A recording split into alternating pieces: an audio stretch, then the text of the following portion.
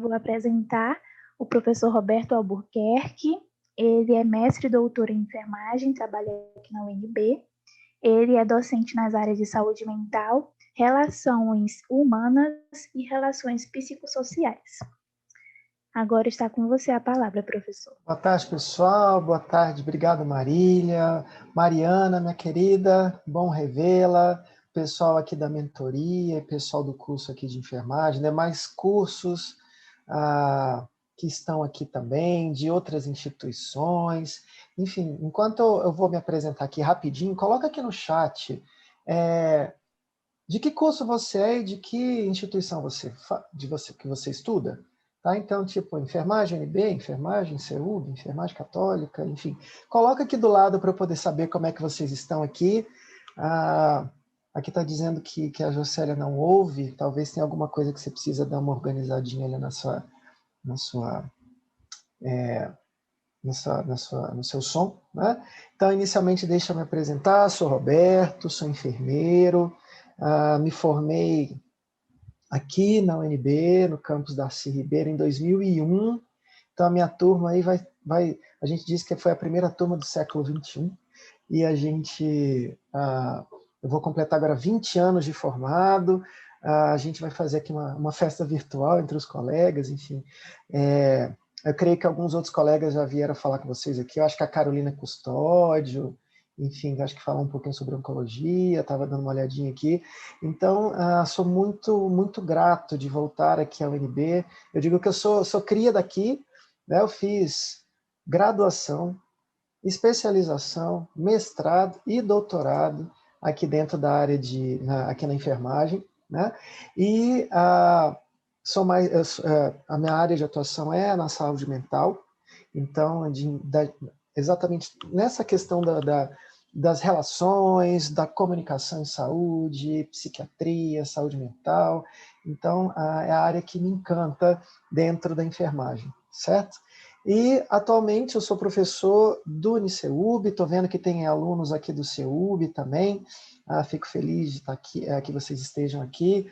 Lá eu dou essas aulas que são de saúde mental, relações psicossociais, relações humanas, tanto para enfermagem, biomedicina, educação física, estética, biologia, enfim, olha que interessante o caminho que a enfermagem, o conhecimento que o enfermeiro e que a enfermagem tem nesse processo de interdisciplinaridade. Né?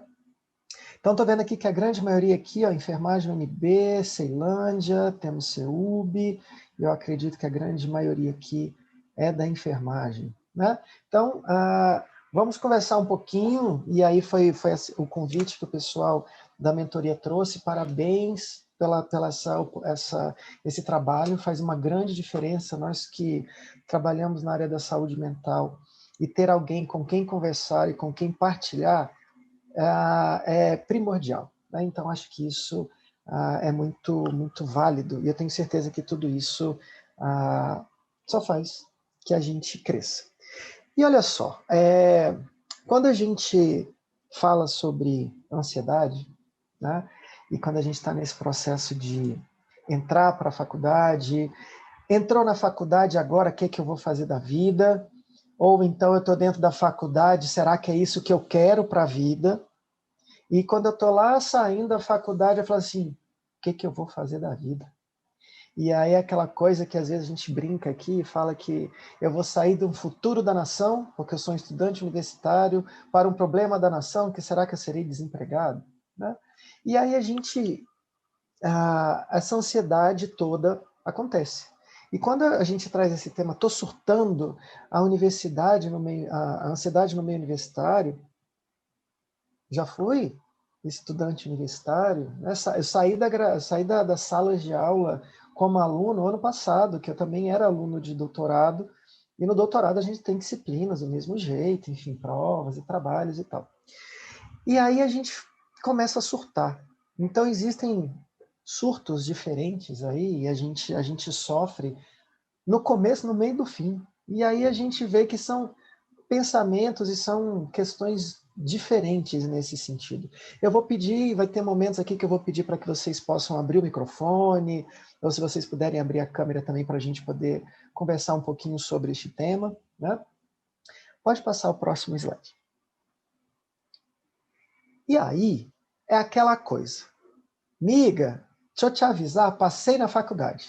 Entrei, naquele desespero, consegui entrar, eu entrei, se eu estou na UNB aqui, eu entrei pelo PAS, ou eu entrei pelo Enem, ou eu entrei pelo vestibular, se eu estou em outra instituição também fiz esse processo seletivo, e agora eu estou cheio de sonhos, e vamos começar, nem sei se é isso que eu quero, só para da gente de pensar aqui. Sabe por que eu fiz enfermagem? Eu entrei na enfermagem porque eu queria andar de branco. Esse era o meu intuito, não sabia nem o que a enfermagem fazia. Né? Mas eu podia ter sido pai de santo, eu podia ter sido pipoqueiro, podia ter sido tanta coisa. E nesse sentido eu falei assim, olha, quando é que eu vou usar o branco? Essa era a minha ansiedade no começo. Eu falei assim, quando é que eu vou usar branco? Na hora que me falaram que você vai usar jaleco nas aulas de anatomia, eu já falei, agora eu já estou me sentindo. Né? E aí as questões vão mudando, mas a gente começa a entrar e a gente cria certas expectativas, exatamente porque a gente espera que muita coisa aconteça na nossa vida quando a gente entra na faculdade. Né? E aí pode passar o slide. E aí quando a gente entra na faculdade, vem várias expectativas aí. Né? Então, primeiro, eu vou amar meu curso, tudo dentro do meu curso vai ser lindo, eu vou amar desde a da anatomia até gestão, vou amar tudo, né? Eu vou amar a faculdade, eu vou amar onde eu estou estudando, seja ela a instituição, né? Mas eu vou amar, vai ser tudo fantástico, olha, só vou estudar coisa legal, tudo dentro do meu curso vai ser super bacana, que eu vou adorar, eu vou aprender, ou então eu vou fazer o que eu quiser, sem precisar ser vigiado, porque agora eu sou um professor, agora eu sou um estudante universitário, se eu estou ali no campus da Ceilândia, da UNB, ou então em outra instituição, eu falo assim, dá uma matadinha de aula aqui, talvez eu vou chegar atrasado ali, então agora eu sou independente, matar aula, de boa, se precisar sair com os colegas, eu vou ali e volto, ou na verdade a universidade, a gente vai fazer amigos e vão ser amigos para toda a vida, a galera começa o curso, nossa, a gente se ama, e às vezes vai passando o tempo, a gente vai se tolerando, e quando vai chegando no final do curso, fala assim, não quero nem ver mais, na verdade eu quero distância, né? Faz parte das relações humanas. Vou participar de uma pancada de festas, vai existir festa, enfim, vou aproveitar toda a vida universitária, vai ser aquela coisa. Então a gente cria muitas expectativas. E aí vem a realidade, né? Pode passar. E quando chega a realidade da vida universitária, começa... o povo já está começando a rir porque está hashtag tô me vendo. E aí a gente começa a pensar aqui, caramba, eu estou estudando coisa que eu não sei para onde vai, para onde vem, o que eu vou fazer com isso na minha vida, né? Eu lembro que eu estudava e falava assim, aonde eu vou colocar o tal deste ciclo de Krebs da bioquímica na minha vida. Eu não sei para que serve, mas vamos lá. Então você começa a estudar coisas que você fala assim, não sei o que é, mas os professores falam, isso vai ser importante para a sua vida. Aí você fala assim, deixa chegar na hora que eu vou pensar se vai ser importante ou não. Né?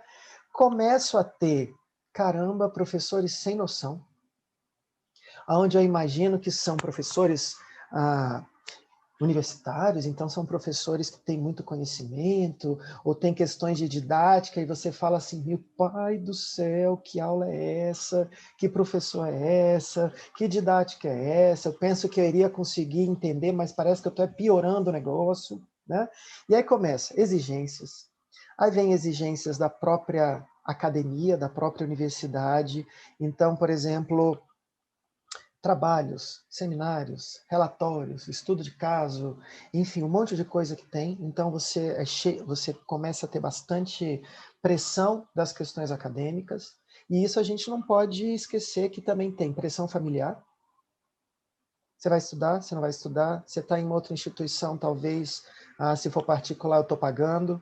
Ou então, dentro da própria família, falar, será que é isso mesmo que você vai fazer? Olha como a gente da enfermagem deve passar por isso. E chegar e falar assim, mas você vai fazer outro curso, não vai? Mas você vai ficar desempregado. E aí começa também questões familiares, questões sociais mesmo, de eu perco muitas vezes amizades porque eu tenho que estudar, aquelas oportunidades que eu tinha de sair não posso, aí junta com questões aqui de pandemia que não ajuda também, né? As nossas relações interpessoais, onde eu pensei que iam ser super amigos, super brother dentro da faculdade, não é assim. Eu vou passando o tempo e vou falando o que eu vou fazer da vida, o que eu, aonde eu vou trabalhar, e as incertezas do futuro aparecem, principalmente quando eu estou chegando à metade para o fim do curso, a gente já começa, caramba, qual a área que eu tenho que escolher? E tem professores que já começam a, olha, você tem que entrar nesta área, porque esta área é aquela área, meu Deus, mas eu nem sei se eu gosto, né? E aí eu começo a ter incerteza no futuro. Eu tive um grande problema de ansiedade, que quando eu entrei na faculdade, por exemplo, eu dizia que a minha área seria saúde da criança, seria pediatria. E aí foi com aquela questão, eu vou chegar na pediatria, chegar na saúde da criança, na hora que eu chego e vejo aquelas criancinhas muito esculhambadinha, tadinha, cheia de tubo, cheio de coisa, eu comecei a perceber que falei, caraca, eu não tenho condições de trabalhar com criança. Eu pensei que seria criança.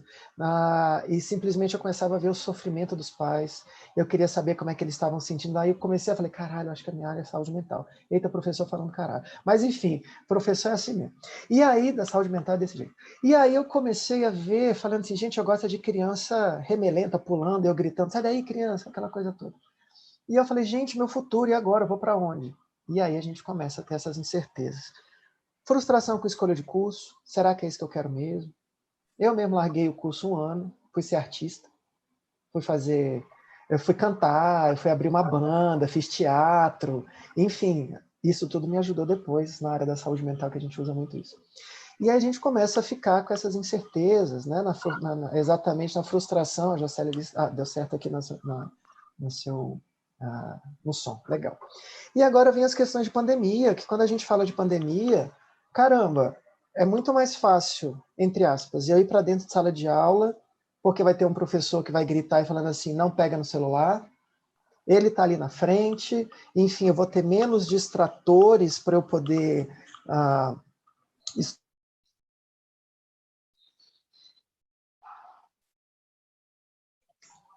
mas aí chega a hora que, por exemplo, estou cheio de problemas, ou eu estou dentro da UNB, onde às vezes uma plataforma não dá certo, ou enfim, era que era para começar, não começou, não tem internet na minha... E aí tem muitas coisas que me atrapalham para a gente poder estudar. Então a gente começa a ver que entre expectativa e realidade no mundo do mundo universitário existe uma grande diferença. Pode passar. E aí a gente começa a ver aqui, quando a gente começa a falar dessa vida universitária, é um momento extremamente importante, porque marca o início de um processo de transição. Então a gente está saindo entrando para o mundo do trabalho e da própria autonomia, só nesta passagem de tempo, né? Saindo de um ensino médio, entrando para o ensino superior, a gente começa a ver coisas bem diferentes e a maneira de trabalhar com isso já é diferente. Só essa mudança já causa ansiedade. Por si só, a gente já vê que tem muitas coisas que a gente precisa ver. E quando a gente estuda a ansiedade, a gente observa que essa é uma geração ansiosa. Por si só, a própria geração é uma geração ansiosa.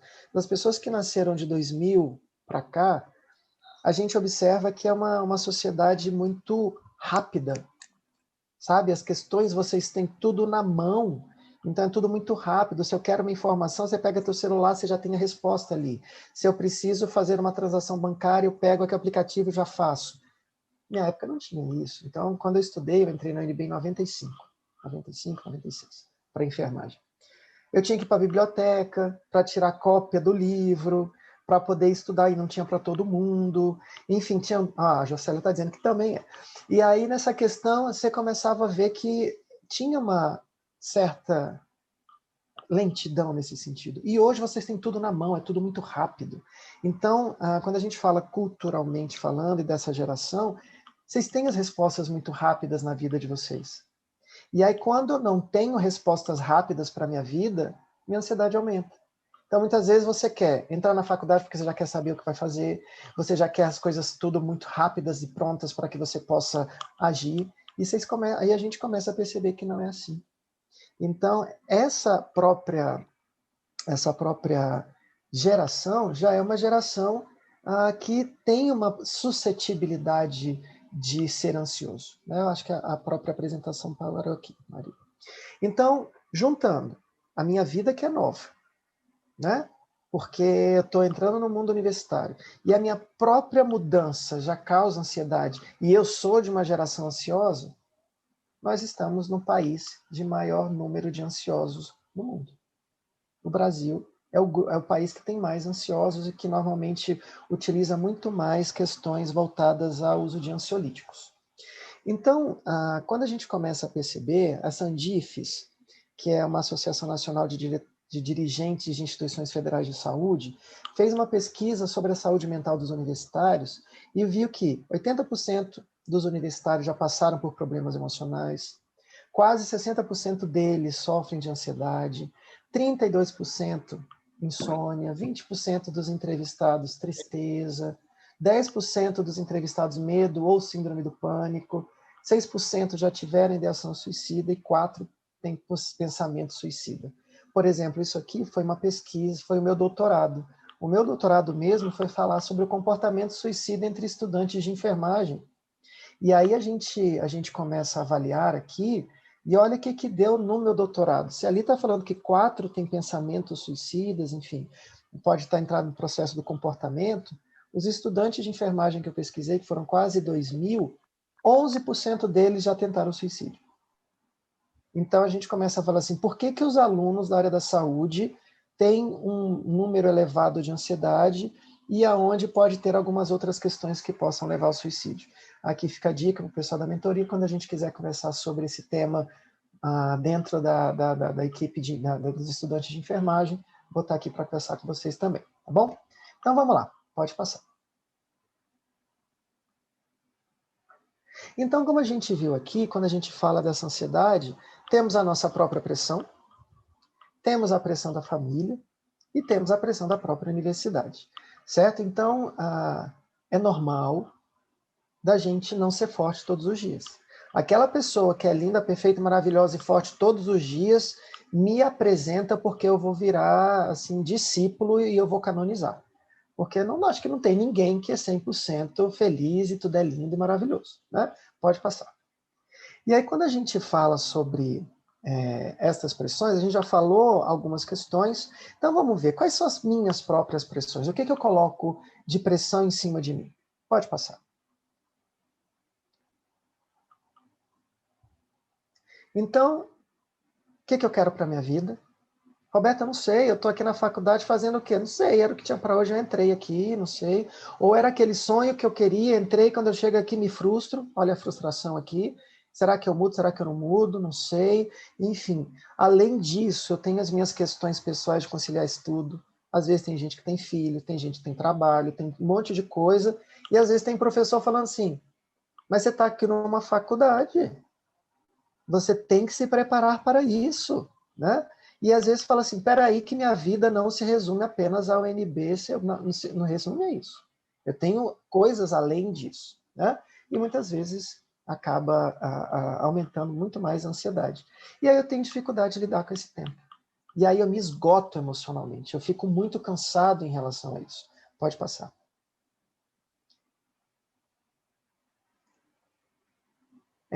Quando fazemos escolhas, necessariamente a gente perde outras.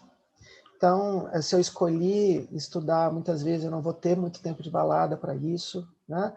Além disso, eu posso ter outras questões que são relacionadas a mim mesmo, né? Então, eu tenho questões que eu preciso trabalhar comigo de depressão, de ansiedade, de pânico, e aí mais coisas coloco na minha cabeça. Pode passar. Olha como a gente se esgota nesse processo. Família. O que mais nós temos a família? Pode abrir. Próximo. E aí, quando a gente viu aqui, a família vai trazer, olha, é isso mesmo que você quer? Olha, o curso que você está fazendo não presta. Enfermagem? Gente, você vai ficar desempregado. Gente, essa história de desempregado na enfermagem, eu já ouvia desde 1995. Não, você não vai ter emprego. E você vai ter que fazer outro curso. Olha, você não vai conseguir. Ou então fala assim, olha, muda de curso porque eu, como sua mãe, fiz tal coisa, seu pai fez tal coisa, sua tia fez isso, sai dessa. Ou então colocam em cima de você, te falando assim, olha, nunca ninguém entrou numa UNB, nunca ninguém fez um curso superior na família, você é o futuro da nossa família, e você começa, caramba, e se eu falhar? E se eu não corresponder às expectativas da minha família? Né? Ou então, se você está numa instituição particular, estou pagando sua faculdade. Por favor, depois eu quero saber como é que vai fazer, você não pode morrer. Aí já começa ali, por que não fez medicina logo? É quase a mesma coisa, gente. Ou então fala assim, olha, eu vou entrar na enfermagem para depois fazer medicina. Gente, isso tudo é diferente. Quando você entra aqui e fala expectativa e realidade, é outra coisa. Pode passar. Também a pressão universitária. Como é que a universidade tem me pressionado? Pode passar. Então, professores parecem que só reproduzem aquilo que aprendeu. Então, na minha época foi assim, eu vou fazer assado. Mais uma coisa, disciplinas eu não consigo entender. Por que elas estão ali? Mais trabalho, mais seminário, mais prova. Outra, me sinto deslocado dentro desse lugar. Então, às vezes, a maneira que as pessoas agem, as pessoas pensam são diferentes da minha realidade. Eu estou me sentindo deslocado aqui. Ou então eu posso ser mais velho dentro. Eu entrei na faculdade um pouco mais velho, né? Velho é uma palavra tão feia, mas enfim, um pouco mais de idade. E aí simplesmente você vê, parece que esse mundo não é meu. Eu estou aqui, mas não me vejo. E ainda vem este pontinho a mais de quem é profissional da área da saúde, que fala assim, olha, é difícil demais lidar com o sofrimento do outro. E é isso me chamou bastante atenção para ser enfermeiro da área da saúde mental. De poder falar, olha, desde o começo da faculdade se fala assim, ó, você não pode errar. Você vai matar um paciente se você errar. Mantenha-se bem para cuidar de alguém, porque eles estão sofrendo, estão precisando de ajuda. E eu? E eu, estudante, que estou no meio disso tudo, e ainda tem que estar sorrindo no final, eu digo que a gente tem que... O carro está capotando, você está trocando a roda, e ainda está sorrindo. Que tudo está lindo, que tudo está perfeito, e aí o carro tem que parar em pé e você voltar a andar de novo. Gente, espera aí que é uma montanha russa essa vida universitária quando a gente fala sobre questões emocionais. Pode passar.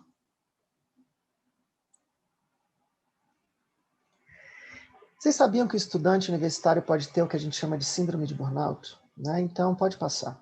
Quando a gente fala de síndrome de burnout, isso antes era com o pessoal dos trabalhadores que ficavam exaustos por causa do trabalho, mas dentro da própria faculdade, eu posso adoecer, né, psicologicamente, eu vou precisar me afastar e ter um tratamento psiquiátrico e médico por causa de todas essas pressões. Então, olha só, o que é essa síndrome de burnout? Que eu, como estudante, com essa ansiedade imensa, eu posso ficar extremamente exaurida emocionalmente, como a gente falou aqui, com tantas informações. Eu já começo a ter um aumento da despersonalização e da descrença, eu já começo a perder a atenção daquilo que eu acho que eu não consigo, né? Você se coloca, eu não consigo fazer mais. Eu não sei passar daqui, não dá mais. E o que é que eu faço? O que acontece? A eficácia acadêmica cai. Aí, além disso tudo, eu começo a faltar aula, eu começo a tirar nota baixa, eu começo a reprovar disciplinas, e aí o negócio é só uma bola de neve, mas as coisas vão acontecendo, vão piorando. Esse tema foi um tema que eu orientei alunos ano passado de PIBIC. Fica uma dica aqui de quem gosta de PIBIC, que eu avaliei, né, junto com a dupla de alunos, como é que foi a síndrome de burnout entre estudantes de enfermagem. E aí, normalmente, as pessoas acreditam que as pessoas se sentem mais ansiosas e exauridas no final do curso, porque eu estou lá no estágio supervisionado, muita coisa para fazer, me formando, ou automaticamente eu acho que é no começo que eu estou entrando na faculdade, coisa nova. A pesquisa trouxe um dado novo, que foi, sabe, quando que aumenta um período de ansiedade e exaustão do aluno? No meio do curso. Exatamente que eu já estou começando a ter vida universitária, eu já tive algumas disciplinas que são básicas, do ciclo básico, e eu começo a ter que colocar isso no ciclo profissional. Como é que eu vou incluir a fisiologia, anatomia, patologia na saúde da mulher, da criança, do adulto, do idoso, e aí vai. E ali eu falo assim, caramba, acho que eu não tenho capacidade para isso. E aí eu começo a me perguntar se eu deveria estar ali. E aí então a gente começa a ver que muitas vezes você sai do curso, de um curso superior, muitas vezes no meio dele, porque acha que eu não tenho capacidade, a minha ansiedade está lá no alto. Pode passar. E quando eu abro aqui, eu gostaria de rapidamente, se alguém pudesse abrir o microfone e trazer aqui para a gente quem passa, ou já passou por tudo isso que a gente está falando, dessas pressões e dessas questões aqui, e o que tem feito ou fez para diminuir essa ansiedade durante a universidade. Eu vou pedir para tirar aqui a apresentação e vamos ver se alguém aqui na sala compartilha com a gente. Quem já passou ou passa por esse tipo de ansiedade hoje? Diga o seu nome e de onde está falando. Um de cada vez para não atropelar, né? Porque eu estou vendo aqui que todo mundo quer falar ao mesmo tempo. Sim. Estou eu falo. Oi. Eu sou a Ellen, sou conhecida como Galega, eu tenho 21 anos e eu faço enfermagem na UNB. Tá tendo reforma no meu vizinho, por isso vai ficar um barulhinho de toque, toque do vizinho. E eu tive muito disso no ano retrasado, antes da pandemia, que a gente começou as práticas realmente no hospital e a gente se sente um pouco enfermeiro quando a gente começa essas práticas. E ao mesmo tempo que a gente começou as práticas, na minha cabeça foi assim, eu não vou conseguir fazer isso na vida real. Quando eu finalmente estiver sozinho lá, só eu e o paciente, como é que eu vou lembrar que tem que apertar aqui, girar ali, puxar aqui, e cutuca, e olha. Cruzou campo, não pode, já era, começa do zero. Nossa, eu comecei a ficar tão nervosa, que eu falei, meu Deus, eu não vou conseguir. Eu não vou lembrar que tem que puxar o negocinho, tira ali. Aí eu fiquei, meu Deus, e agora? Só que ao mesmo tempo eu não me vi fazendo outra coisa, eu sempre me vi na área da saúde. Aí eu falei, então, vou vender minha arte na praia, é isso. Que eu não tenho o que fazer. Eu só me vejo sendo da área da saúde. E eu não estou me sentindo bem o suficiente para estar na área da saúde. Fudeu. E aí eu conversei com os meus pais, e aí a minha mãe me lembrou de uma coisa fundamental, que é, calma, você ainda está estudando. Respira. Respira. Não faz sentido agora, mas você só está estudando. Está na minha geladeira, ó. Inspira, respira, não pira. Tá na minha geladeira, todo dia. Sim, continua. Fazer um texto. E aí eu me acalmei um pouco, consegui passar essa fase, só que aí veio a outra frustração, que foi, o que eu vou fazer? E aí eu vejo vários dos meus amigos que já pensam assim, não, quando eu me formar eu vou para tal área, não sei o quê, e eu fico, gente, não tenho a menor ideia do que eu vou fazer. E eu tô até agora sem saber o que eu vou fazer. E aí eu fui de novo conversar com os meus pais, e aí meu pai falou assim, calma, respira, você ainda tem muito tempo para decidir, calma. E aí eu sempre tento colocar esse mantra na minha cabeça, assim, calma, tá tudo bem, é normal ficar confuso, é normal ter medo. E aí eu tive que aprender com isso, com esse tanto de confusão na minha cabeça. Eu aprendi a, quando eu começo a surtar e ficar doida, assim, e falar, meu Deus, eu vou desistir do curso, vou trancar, é isso, vou vender minha arte na praia de Brasília, que não tem praia. Eu paro tudo que eu tô fazendo, não interessa onde eu esteja, eu paro tudo que eu tô fazendo, eu respiro fundo, eu conto até 10, até 1000, até 100, até quando eu conseguir me sentir que eu tô no controle de novo. E aí, depois disso, eu alinho os pensamentos que estão na minha cabeça e falo, tá, vamos ver o que realmente é importante, o que realmente é real e o que é só fruto de uma ansiedade maluca que tá me deixando nervosa. E aí isso me fez ficar muito mais tranquila em diversas formas. Eu aprendi técnicas de respiração, que também é muito importante para quem tem ansiedade. E tudo isso me fez aprender a ter mais calma, principalmente nesse tempo de pandemia, que a gente, o tempo todo que a gente acorda, a gente fala assim, vou desistir, porque é um saco a aula EAD. Uhum. Nesse tempo de pandemia, eu tive que aprender a fazer muito isso, porque todos os dias que eu acordo, eu falo, de novo, Merda. essa palhaçada. Mas, enfim, eu tive que aprender isso e eu acho que é uma técnica muito boa você parar de vez em quando e pensar o que realmente é real e o que é só fruto da ansiedade. Porque às vezes a gente bagunça tudo na nossa cabeça e aí tudo parece real e você vai ver que não é só porque você tá ficando doido. Calma. Olha só, obrigado. Também não se desespere quando não tiver dúvida. Depois que eu me formei, eu fui trabalhar em um monte de lugar. Eu fui para pediatria, fui para o centro cirúrgico, fui para a clínica cirúrgica, enfim, passei em várias áreas para depois falar assim, qual é a área que eu quero, né? Então, não se preocupe em relação a isso também, não. Quem estiver passando por isso também, sem problema nenhum. Deixa eu fazer uma pesquisa rápida aqui. Quem se sente que está nesse processo de ansiedade dentro da faculdade, abra ali aquelas reactions e clica no coraçãozinho. Tipo assim, Roberto, eu te acompanho. Olha os coração aparecendo. Vai ficar lindo para tirar foto, mas a gente fica triste. Então vamos lá, olha só. O coraçãozinho aparecendo e está pipocando o negócio aqui. Então você está vendo, Marília, que você não está só. Então muitas pessoas passam por isso mesmo, certo? Então são questões que às vezes a gente... se a gente não tem um direcionamento, e essa questão de mentoria aqui que vocês têm, podem ser utilizado muito, ela pode ser muito, muito bem vista aqui.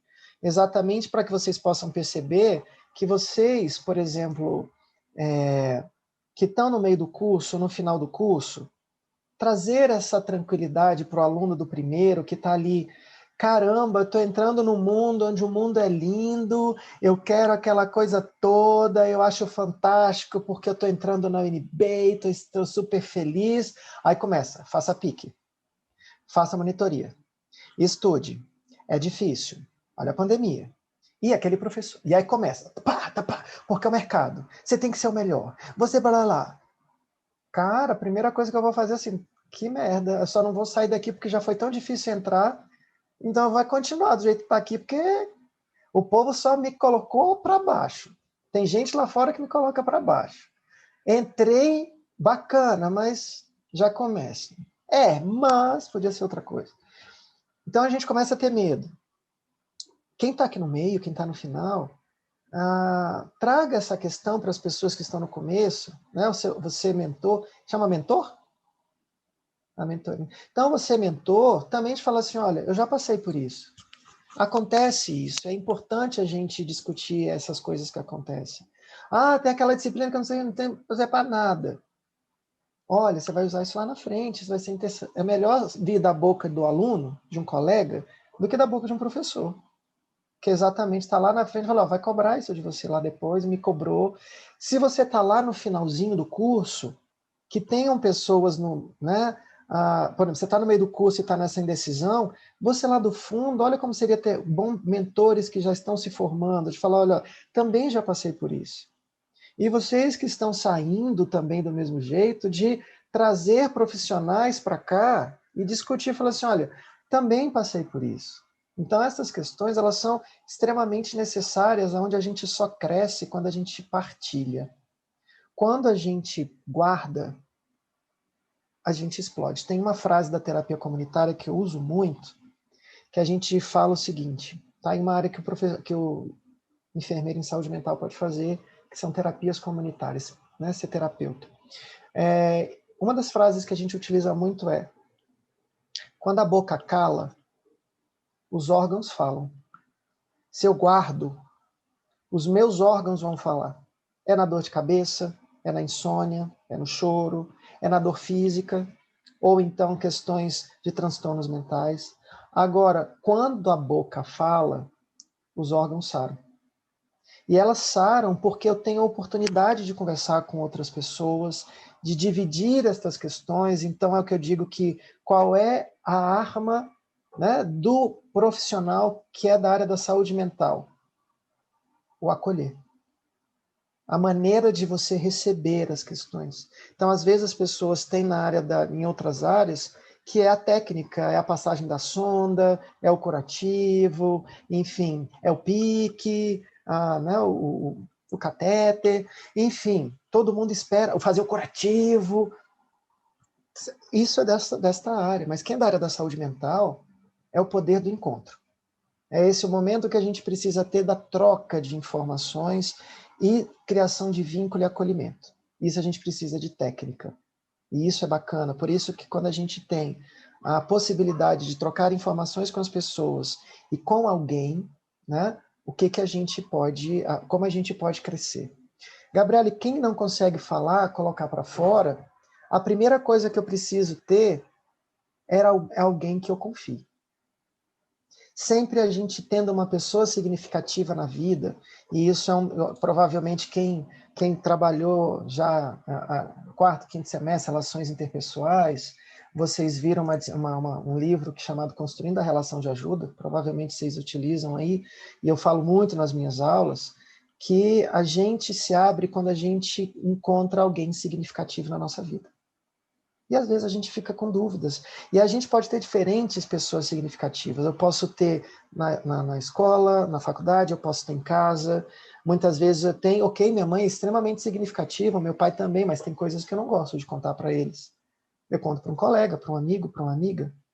Isso não é errado, né? A gente vai ter que saber como acolher essa questão. Por isso que essas áreas de relações humanas e saúde mental, o enfermeiro trabalha muito, e isso é bem bacana. E o que a gente pode fazer? A gente está entrando aqui às 1h40, se deixar a gente começa a falar demais, temos que ter aula 2 horas da tarde. Vamos agora, nesses últimos 10 minutinhos, para a gente trazer dicas práticas. Então, coloca o slide aí para a gente. O que a gente pode fazer neste momento de ansiedade, no momento de pandemia, que são coisas importantes aí. Pode passar. Então, olha só. Pode clicar mais uma vez. Deixa eu ver se abre isso. Então, primeiro, na pandemia, quando eu estou nesse momento agora de falar assim, caraca, que saco, eu não estou aprendendo nada, parece que nada está dando certo. Muito mais difícil, porque você tem muitos distratores. Antes, dentro da sala de aula, são alguns. Aqui você tem televisão, você tem o barulho da televisão de outra pessoa, você tem a geladeira que está perto, você tem o celular que você pode abrir a hora que você quiser, porque você fecha a câmera e aí você mexe, então é muito mais difícil. Cria uma rotina. A rotina começa já a sair da cama. É o primeiro ponto. Estudar na cama, o seu cérebro ele vai entender, porque o seu cérebro já entende que a sua cama é um momento de repouso. É ali que você descansa. Então, se você vai colocar na cama para estudar, acabou. Exatamente, o seu cérebro já vai entendendo que aquele travesseiro, que aquele colchão, enfim, é muito mais difícil. De manhã, gente, se vocês estivessem na aula, vocês iriam levantar, vocês iriam tomar banho, alguns iam pegar ônibus, iam fazer um monte de coisa. Agora, aula 8 horas da manhã, eu acordo 5 para as 8, com o cabelo lá no alto, não troco roupa, a baba ainda está aqui na cara, teu corpo não está preparado para isso. É lógico que você não precisa agora acordar às 6 horas da manhã, porque você tinha que pegar um ônibus e chegar às 8. Mas eu vou aproveitar um tempo, vou acordar um pouquinho mais tarde, eu vou levantar, eu vou tomar meu café, eu vou preparar um ambiente para eu estudar, eu vou para um lugar onde me ajude a não ter tantos distratores assim, porque caso contrário, qualquer celular, qualquer vai tirar a sua atenção. Então, se prepare, é exatamente criar uma rotina de estudos, de saber, olha, esse horário eu ia estudar, ia ter um horário que eu iria fazer trabalho da própria faculdade, ia ter um horário para me exercitar, enfim, eu estou na pandemia, estou fechado aqui, mas eu tenho que criar uma rotina. Caso contrário, eu não consigo. Fica outra dica aqui da gente criar uma rotina. O Roberto também tem uma coisa aqui que ajuda nesse sentido. Não guarde, foi o que eu falei, busque sempre alguém com quem conversar, e aqui a mentoria, como eu falei, é um ótimo espaço, aproveitem estes momentos. Outro, não se cobre tanto, porque já tem muita gente em cima pressionando você, e eu tenho o direito de ter dúvida, eu tenho o direito de ter medo, eu tenho o direito de ter ansiedade, eu tenho o direito de chorar, eu tenho o direito de pensar desistir do curso, mas é aquela coisa, se eu guardo, uma hora vai explodir no meu corpo, e isso não é bacana. De vida. Lembre-se, ansiedade é excesso do futuro. A gente diz que a depressão é um excesso de passado, E a ansiedade é excesso de futuro, exatamente excesso daquilo que nem aconteceu ainda. E simplesmente, quando eu começo a fazer isso, eu tropeço tudo. Então é importante a gente dar um passo a cada vez. Respiração, que a Ellen falou, a importante técnica de respiração, é uma técnica simples. Né? Eu falava isso quando eu estava nos grupos de extensão aí de saúde da mulher, lá no ambulatório. Cheira a flor, assopra a vela. E um dos grandes problemas que às vezes na nossa respiração, quando a gente está nervoso, a gente faz assim. Não, isso aqui aumenta a minha ansiedade. Eu tenho que trabalhar a minha respiração. Então, exatamente, a minha expiração, ela tem que ser mais lenta que a minha inspiração. Eu inspiro.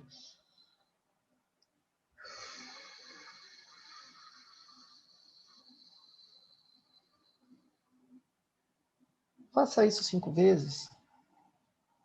Exatamente, você está dando atenção na sua respiração. Isso é importante. A gente fala muito isso nas questões metabólicas, até a quantidade de oxigênio cerebral. É mais fácil da gente poder fazer isso. Atividade física é bom? É bom.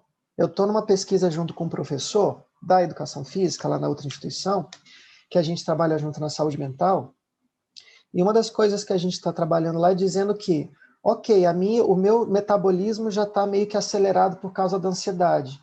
Muitas vezes eu acelerar demais uma atividade física intensa pode piorar. E aí a gente está fazendo uma avaliação em relação a isso. Isso é interessante a gente pensar. Pode passar. Outras dicas interessantes aqui para que a gente possa ver. Pratique o ócio produtivo. Então, às vezes, o que é o ócio produtivo? Fazer nada. Nada. Quando as coisas estiverem muito cheias e muitas coisas acontecendo, o que você vai fazer hoje? Nada. Você vai ficar no sofá sem fazer nada? Nada.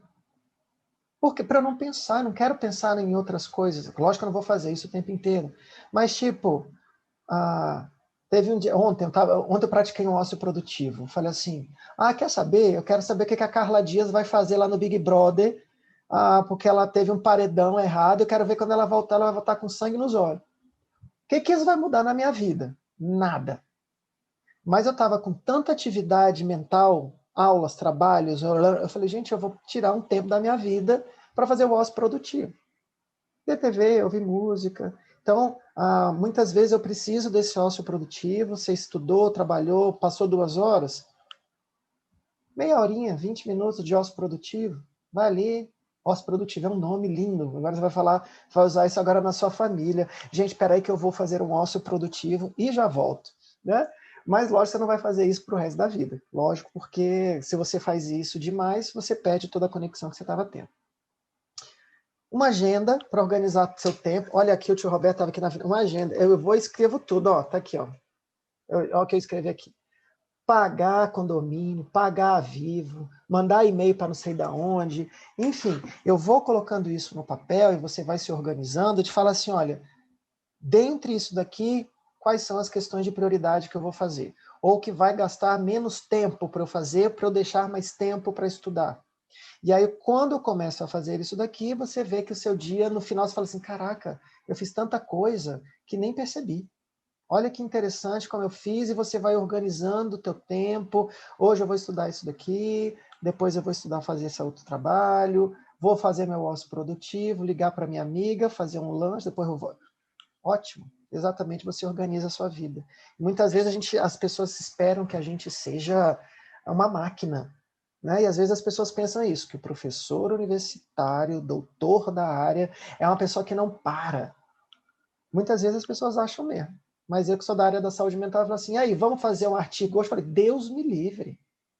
Hoje eu quero ver Big Brother e quero ver a live da Marília Mendonça e ficar doido dentro de casa, só isso que eu quero. Enfim, é ócio que ajuda a nossa higiene mental. Por fim, aqui, tem cuidado com as redes sociais e com a felicidade tóxica, tá? A gente chama de felicidade tóxica, tem uma positividade tóxica, é outro nome que a gente fala aqui. Muito cuidado com as redes sociais, elas são ótimas, eu tenho minhas redes, quem quiser me seguir no Instagram, euroberto, tá? @euroberto, só colocar lá. Eu falo muitas questões em relação à saúde mental, essas coisas todas. E o que é esse problema da positividade e felicidade tóxica? Você vai andando nas redes sociais o tempo inteiro, Instagram, Facebook, aquelas coisas todas, e as pessoas vêm, as blogueirinhas de plantão, botam uma foto linda, numa praia grega, linda, e aí você fala, aí bota aquelas frases bonitas, tipo, você já agradeceu pelo que você tem na sua vida hoje? Aí você fala, vá pra merda. Vá pra merda, você tá na Grécia, eu tô na minha casa, preso em casa, desempregado, cheio de trabalho para fazer, uma aula que eu não aguento essa aula, vá pra Icariu. E aí eu começo a observar essas questões das outras vidas e falo que é só uma merda. E aí eu começo a ter essas questões e falo assim, por que aquela tem e eu não tenho? Então, por isso que eu digo, redes sociais são bem interessantes, mas muito cuidado com essa positividade tóxica. Hashtag fica a dica, PIBIC, para quem é daí e gosta da área de saúde mental. Então, essas questões são importantes, eu faço momentos de suspender minhas redes sociais, exatamente para que eu possa fazer outras coisas, eu acho que isso é bem bacana, e uso de uma maneira tranquila para que essas coisas não apareçam. Então, isso aí é treinamento. Então, na hora que eu começo a ver coisas assim, onde as pessoas estão colocando felicidades demais, coisas demais, aquela coisa toda, para mim, da saúde mental, dá um sinal amarelo.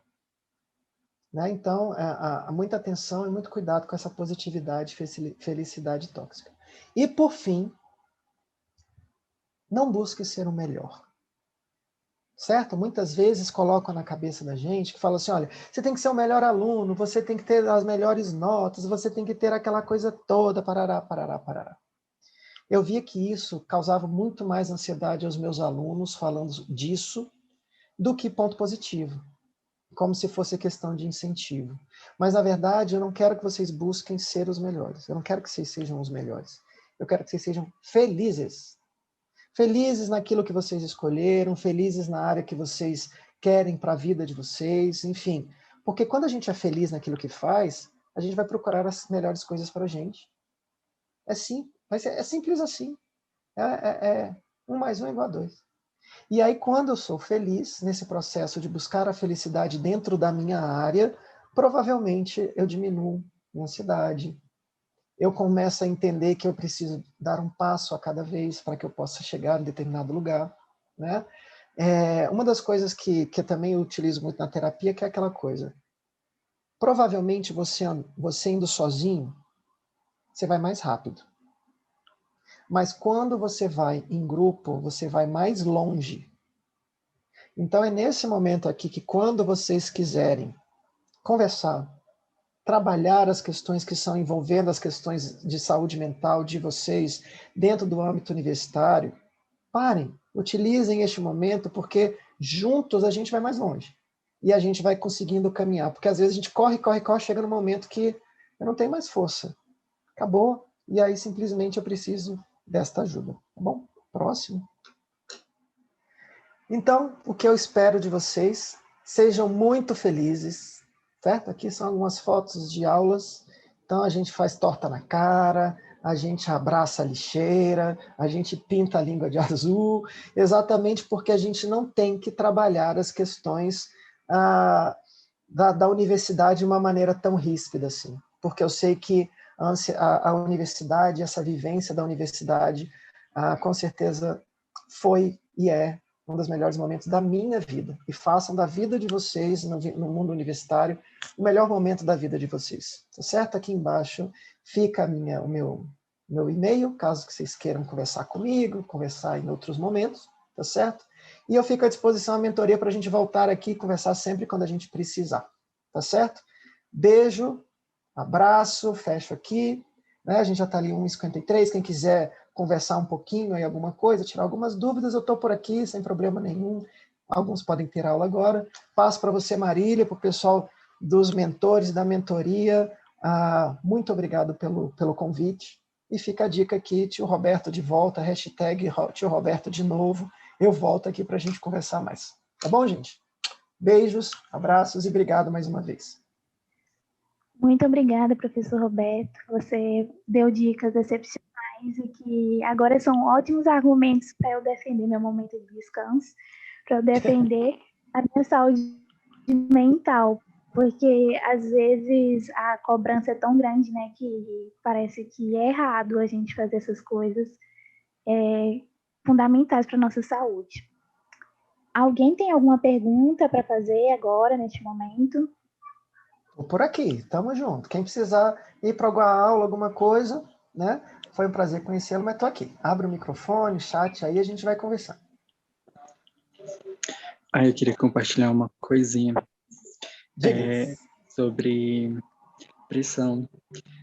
Eu sinto muita pressão familiar no sentido de quando me formar.